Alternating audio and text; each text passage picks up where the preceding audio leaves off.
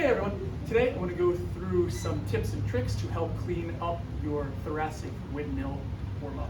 So what we are going to do is we are going to start with both legs tucked up right around in the 90-degree position. Some of you have used a foam roller to take the place of that bottom leg. Some of you have done the Joe pretzel position, both of which are also acceptable. I find this setup a little bit easier. It doesn't require remembering how to twist your legs, nor does it require an additional piece of equipment. So if you're traveling, it's always a great setup.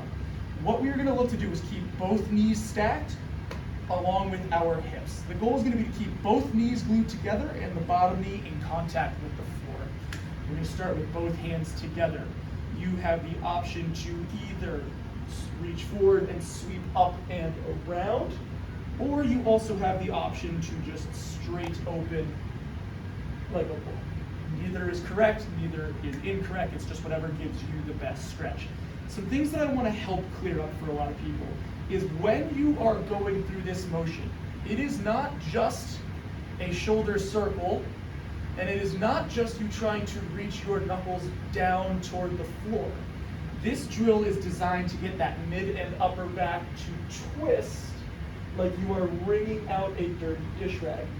If you notice while you're going through this drill that your lower body is lifting from the floor, or that your top knee is sliding back and lifting, that should just be a cue that you are trying to force more rotation that you don't currently have by getting some of those lower vertebrae involved in the drill.